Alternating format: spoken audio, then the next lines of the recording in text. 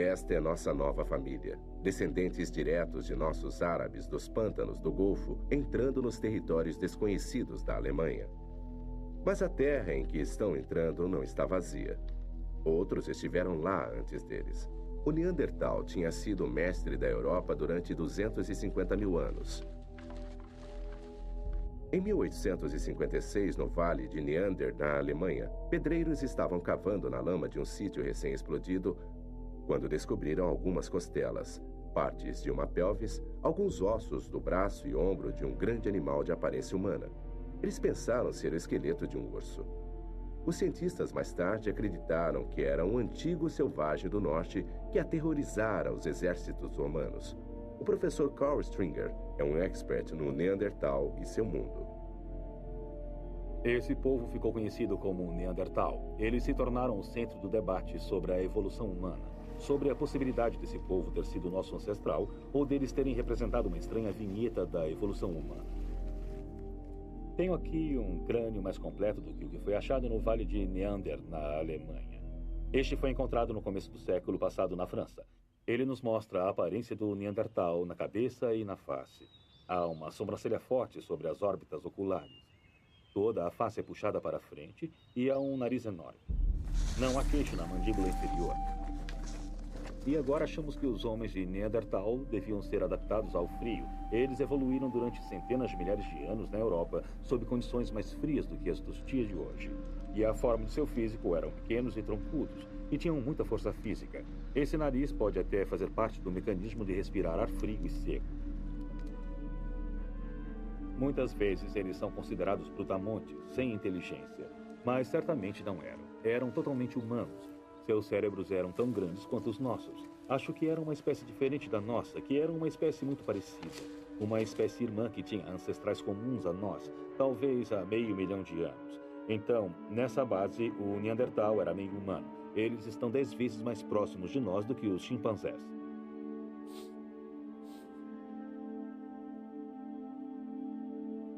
Se eles procriaram com os humanos modernos, seus genes desapareceram. Não há traço da presença deles no nosso mundo.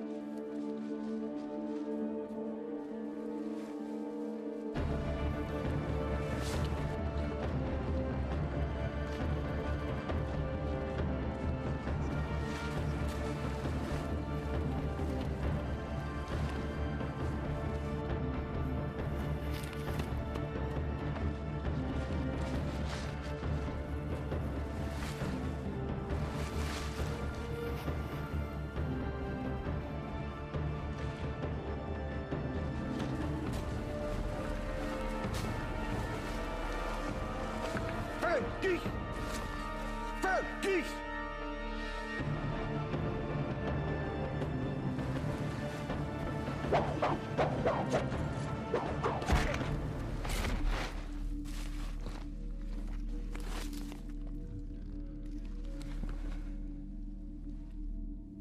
10 mil anos depois, os homens de Neandertal estavam extintos.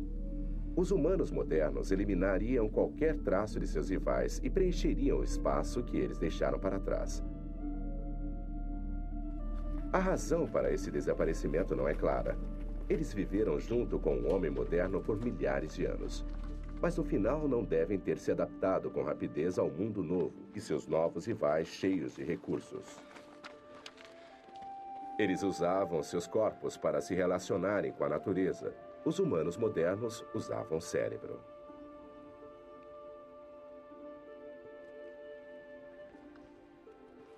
Os humanos modernos partiram para o vazio do Oriente Médio e Rússia, se espalhando pela Europa. Os cientistas acham que com esses homens vieram 4 linhagens de DNA mitocondriais, 4 netas de nossa Eva saída da África. Eles chegaram entre 45 e 10 mil anos atrás. Os europeus mais modernos podem traçar sua linhagem até eles.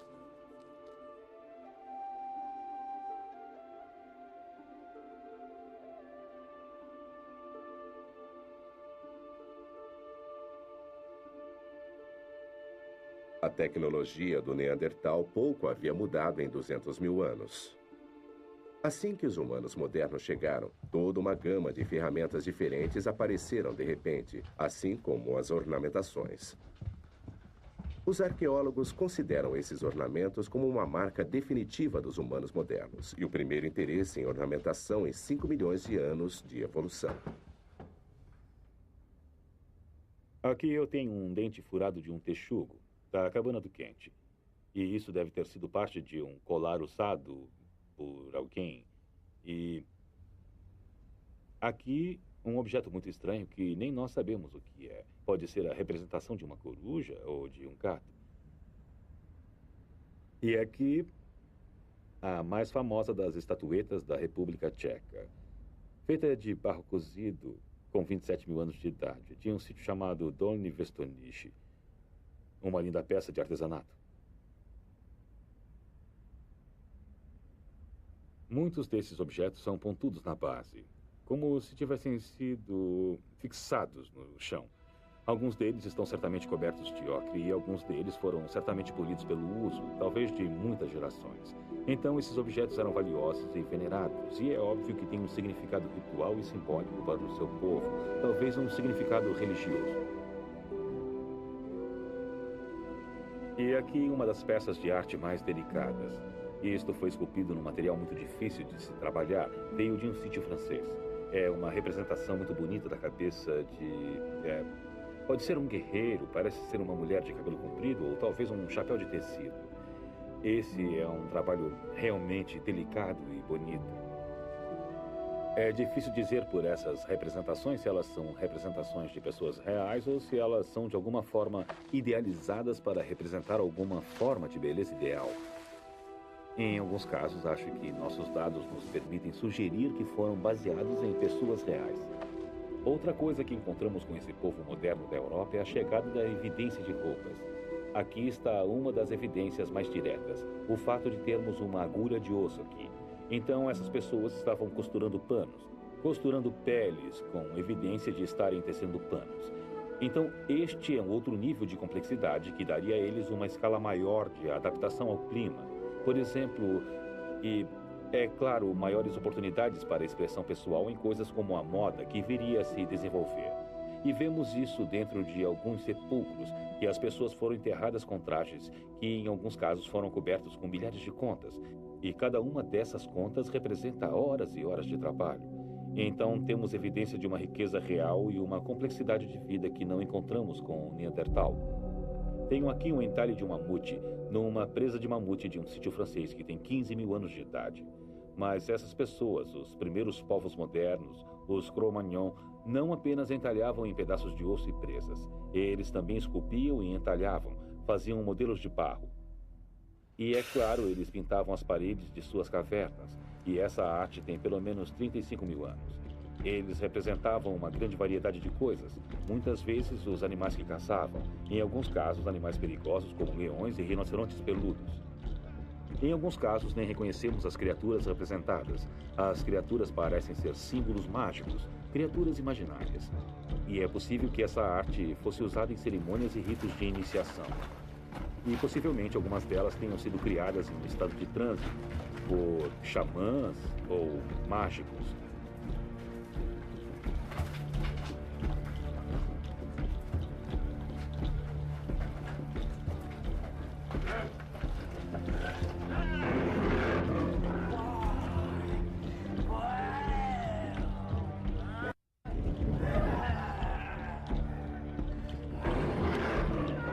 Humanos modernos foram o mais longe possível através dos anos.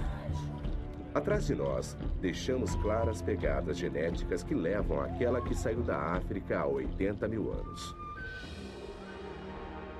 O mundo estava esfriando de novo.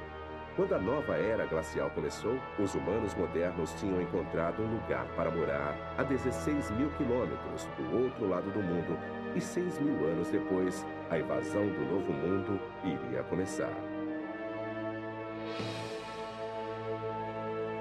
Nossa linhagem genética está agora espalhada em todas as direções. Da saída da África e a última fronteira remanescente da América, Agora estamos caminhando para norte da Índia e Sudeste Asiático e China e a leste das estepes mongóis da Sibéria, convergindo para o Estreito de Bering, aquela frágil faixa de terra que une a Ásia com a América.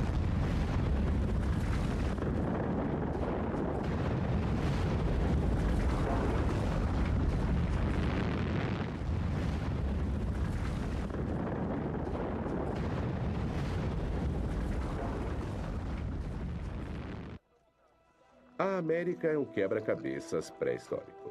Por muito tempo, os arqueólogos insistiam que ninguém tinha chegado na América até 15 mil anos. Mas novas informações da trilha genética do DNA mostram nossos ancestrais americanos cruzando as terras de Bering, a ponte da Ásia, de 25 a 20 mil anos atrás. Esta é a última grande viagem para povoar o mundo e todas as linhagens genéticas levam a um objetivo. Estes são os primeiros americanos.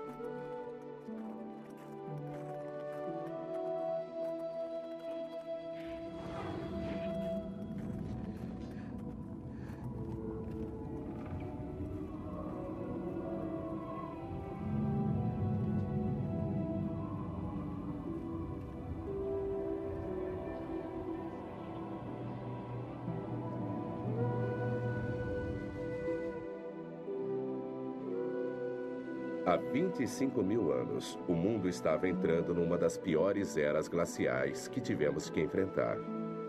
Em certos lugares, o gelo tinha 5 quilômetros de espessura.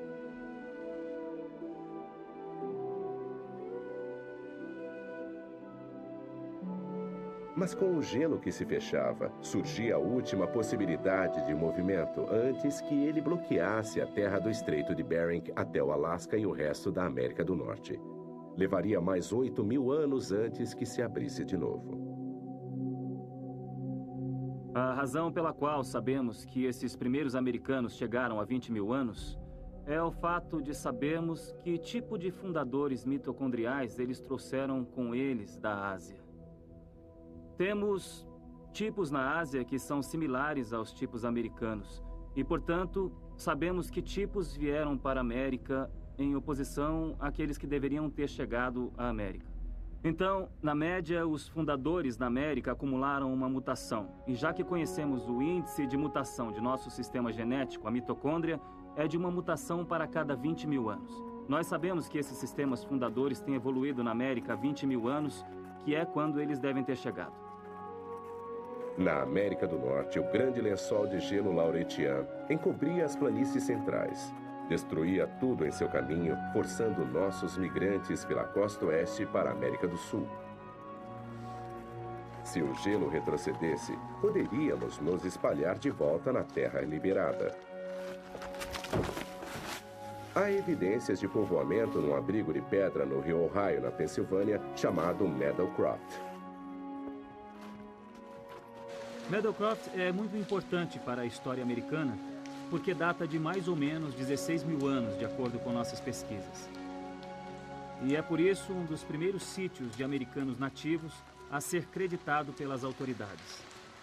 E combina com estimativas genéticas porque devem ter vindo vários milhares de anos antes disso para poderem ter estado em Meadowcroft.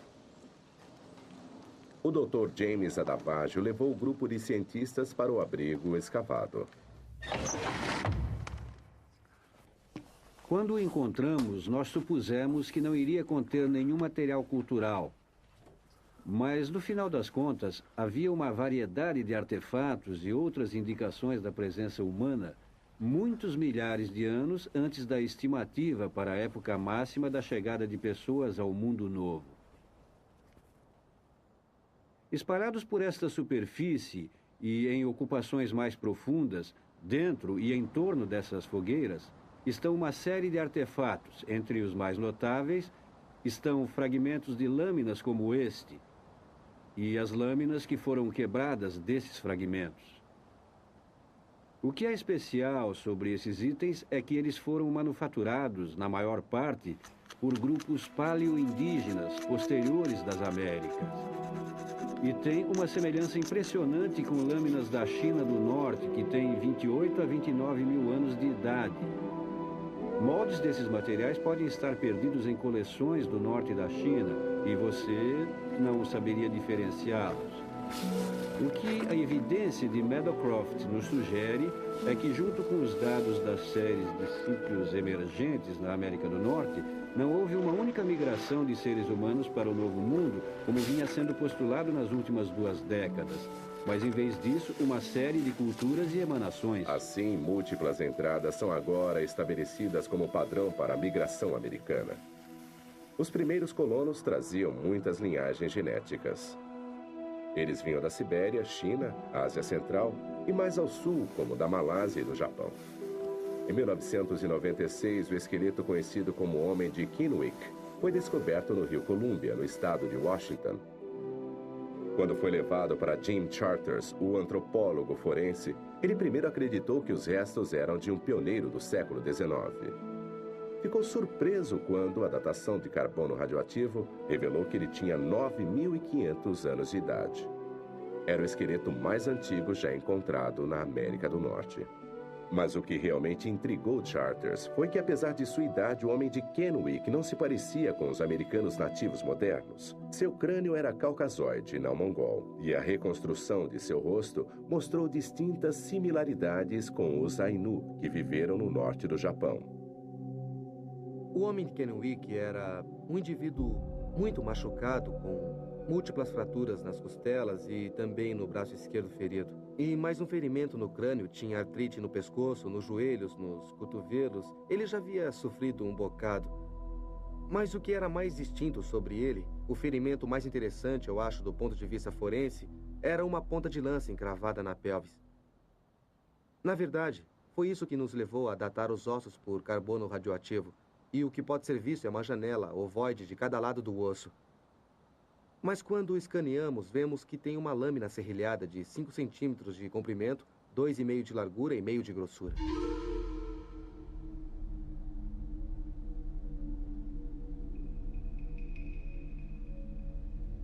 O que é interessante sobre essa ponta de lança é que tem um estilo que só vemos depois da morte desse homem, no estado de Washington.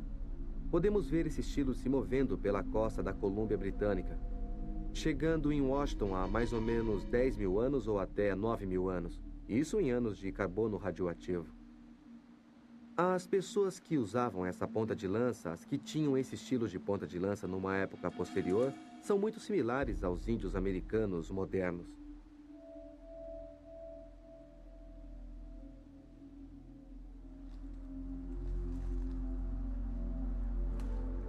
Você pode confundir um crânio de índio americano facilmente no meio da multidão.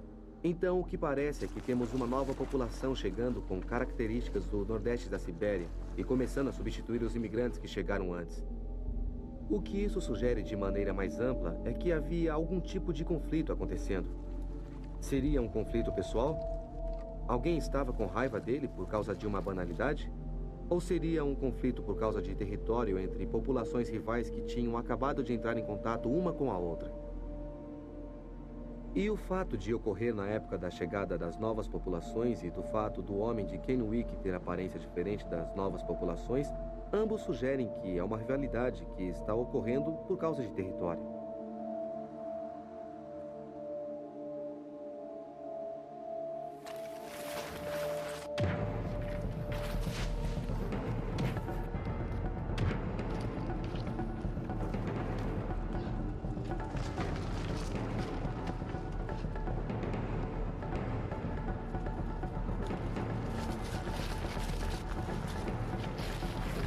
Então, pelo ângulo de entrada da ponta de lança, fica bem claro que ela estava indo direto para ele e que ele podia vê-la chegando.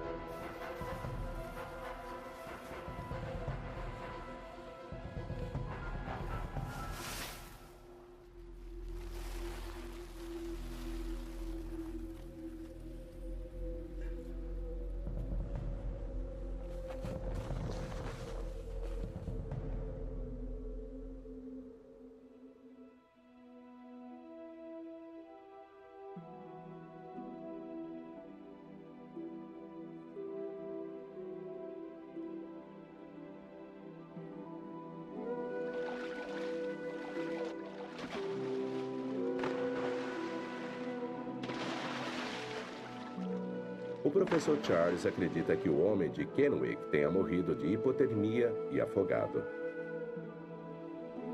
Desde a morte do homem de Kennewick, a população do humano moderno cresceu de milhares para milhões.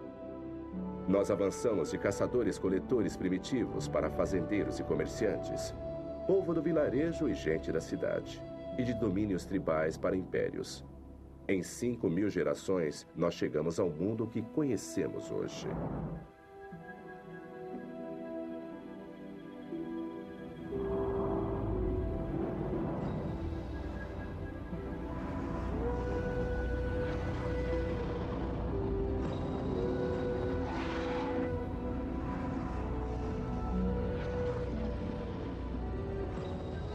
Desde os anos 80, amostras de DNA foram tiradas de milhares de pessoas por todo o mundo.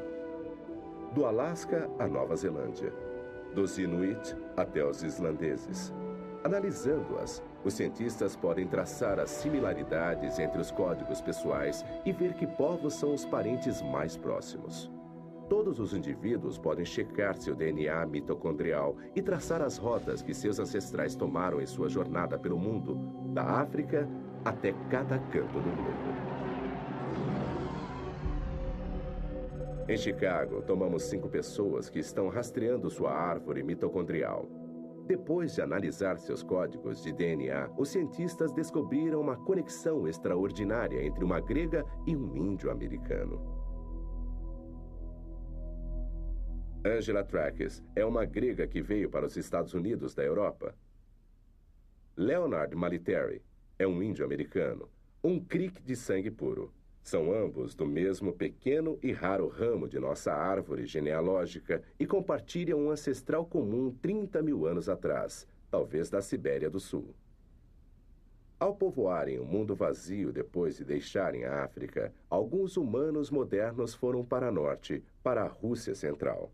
Lá, uma filha nasceu carregando um novo marcador X. Seus filhos se separaram. Alguns foram para o Ocidente, para a Europa, e outros foram para o Oriente, da Sibéria para a América. Trackes e Maliteri chegaram na América de lados opostos da Terra e agora se encontram pela primeira vez em Chicago. Sua primeira reunião familiar em 30.000 anos de história evolutiva. Isso me deixa muito impressionado. Bem, eu acho muito interessante termos vindo da mesma linhagem, porque talvez assim as pessoas parem de dar tanta importância às diferenças e comecem a falar da pessoa comum. E talvez isso possa ajudar as pessoas a serem mais tolerantes e amáveis. E talvez isso progrida e seja mais relevante não apenas para a ciência, mas para a humanidade em geral. E é disso que precisamos hoje.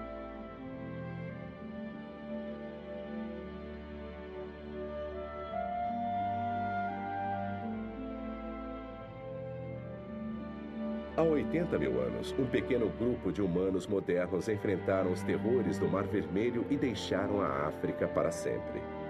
Eles carregavam o futuro do mundo com eles. Há 10.000 anos, eles tinham penetrado em cada canto do globo. A mais incrível e importante viagem que já fizemos. Pela primeira vez, sabemos quem somos. Sabemos de onde viemos. Sabemos que somos as mesmas pessoas que nossos ancestrais inquietos e curiosos. Mas chegamos ao fim de nossa migração. Não há mais terras vazias para ocupar. A ciência diz que há uma corrente contínua que nos liga ao nosso passado e uns aos outros. Todos compartilham a mesma herança genética de nossa Eva ancestral. Talvez essa seja a mais importante mensagem que devemos carregar para o futuro.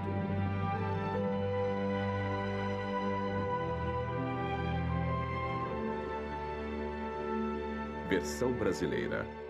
Clone.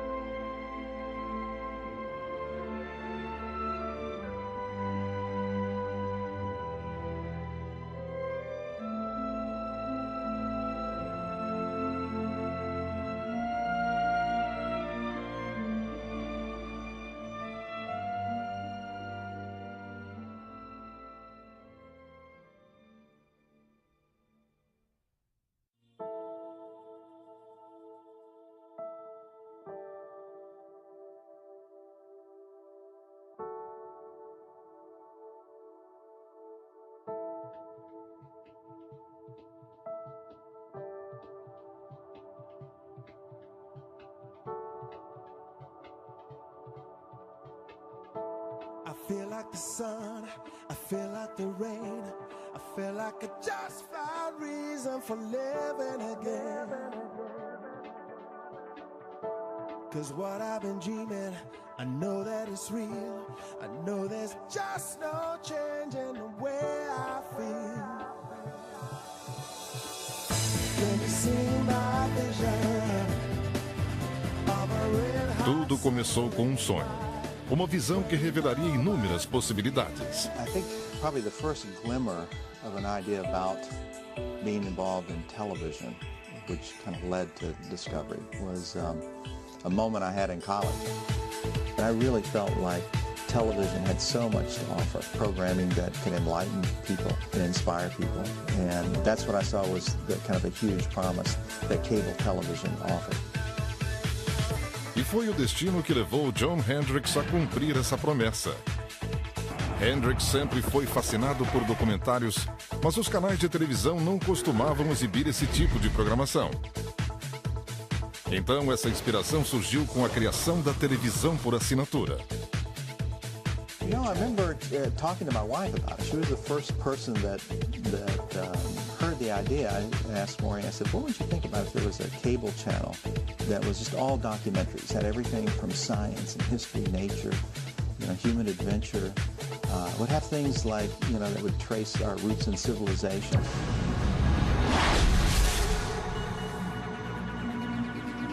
Assim surgiu uma ideia e a essência de uma grande conquista. O empresário John Hendricks se propôs a mostrar que sua ideia poderia se tornar realidade. Quase 3 anos depois foi lançado o Discovery Channel. E o resto é história. 20 anos depois e com 20 canais transmitidos mundialmente, o Discovery é o líder mundial em programação sobre natureza e vida real. E também um dos canais por assinatura de maior sucesso da história.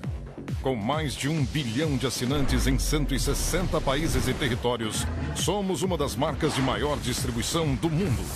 Acima de tudo, o Discovery Channel é um dos grandes favoritos do público mundial. Somos eleitos frequentemente o canal número 1 em credibilidade e satisfação do público.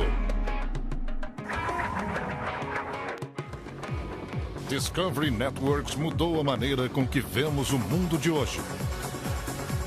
Uma associação de marcas poderosas e grande satisfação do consumidor.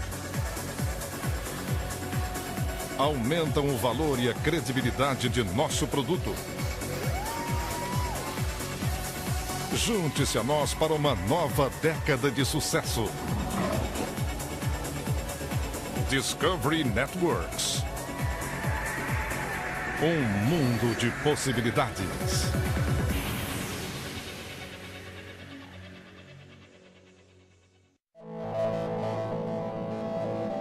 Trilhões de cometas poderosos varrem nosso sistema solar.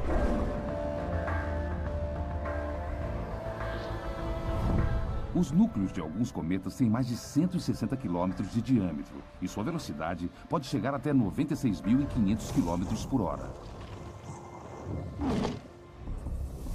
Cedo ou tarde, um desses monstros vai atingir a Terra, a não ser que os cientistas descubram como desviá-los ou destruí-los.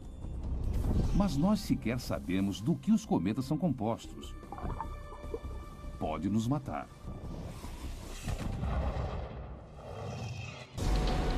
Um projétil de 330 milhões de dólares será lançado no espaço. Uma missão da NASA chamada Impacto Profundo.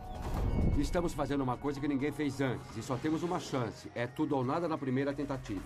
O alvo é o coração de um cometa. A meta é descobrir do que eles são feitos e como o sistema solar nasceu. Precisamos ir ao espaço e dentro do cometa para criar uma explosão enorme que vai fazer um buraco imenso. Já fomos atingidos por cometas e por asteroides.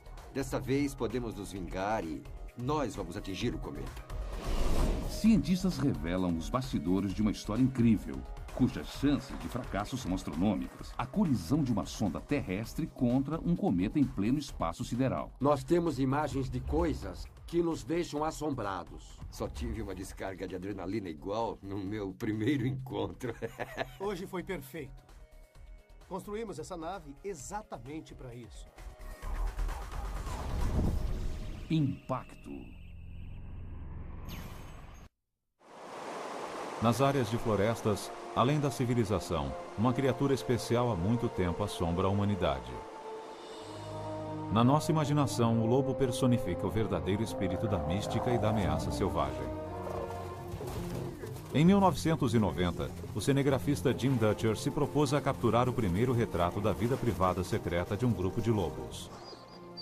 Eram animais devotados uns aos outros, capazes de demonstrar afeição e laços semelhantes aos das famílias humanas. Através dos filmes de Dutcher, eles ganharam fama como o bando Sawtooth, embaixadores para um mundo humano que ainda teme os lobos. Sua história provoca esperança, assim como tristeza. Alguns lobos sobreviveriam, outros não. Mas o bando Sawtooth nos deu uma nova compreensão sobre os lobos. Esta é uma história que talvez jamais se repita. Vida com Lobos.